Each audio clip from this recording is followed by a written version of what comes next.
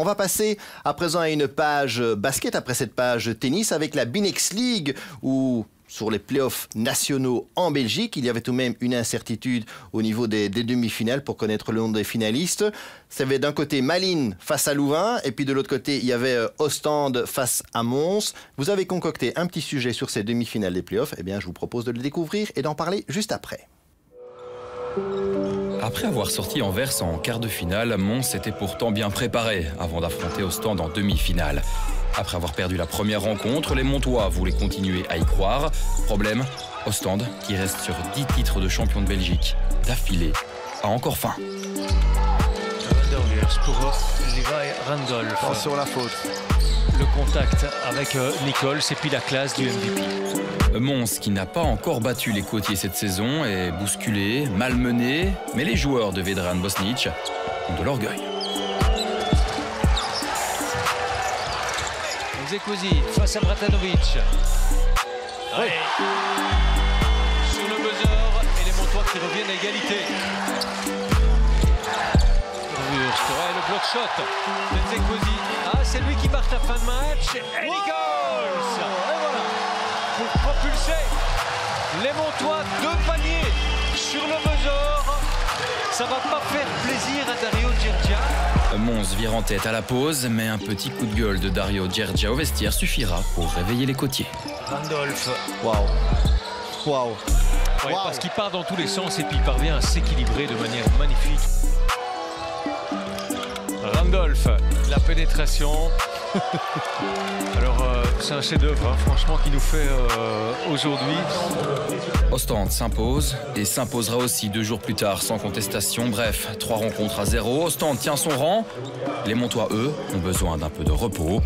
Dans l'autre demi-finale entre Malines et Louvain, c'est nettement plus tendu à l'image du coach des louvanistes, Eddie Castells, qui s'est emporté contre ses propres supporters lors du Game 3.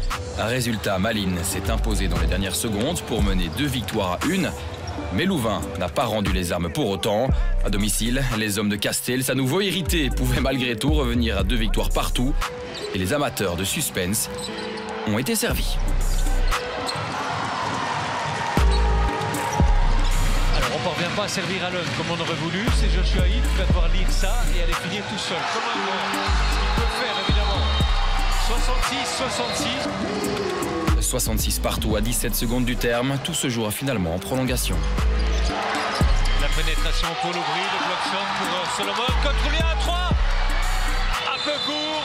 Et on va avoir la première prolongation de ces playoffs belges. Et des prolongations maîtrisées de bout en bout par Louvain.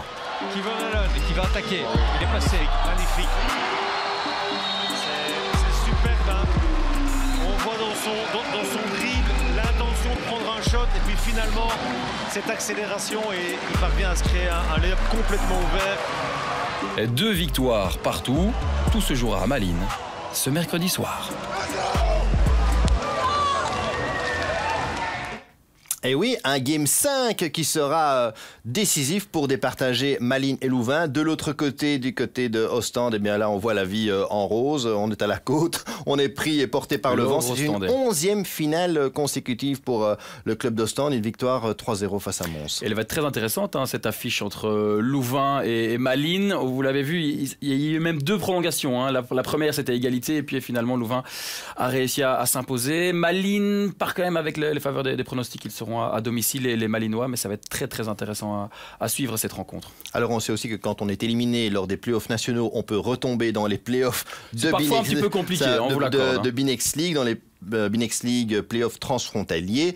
Saison terminée là pour Charleroi qui a été battu par Olimburg.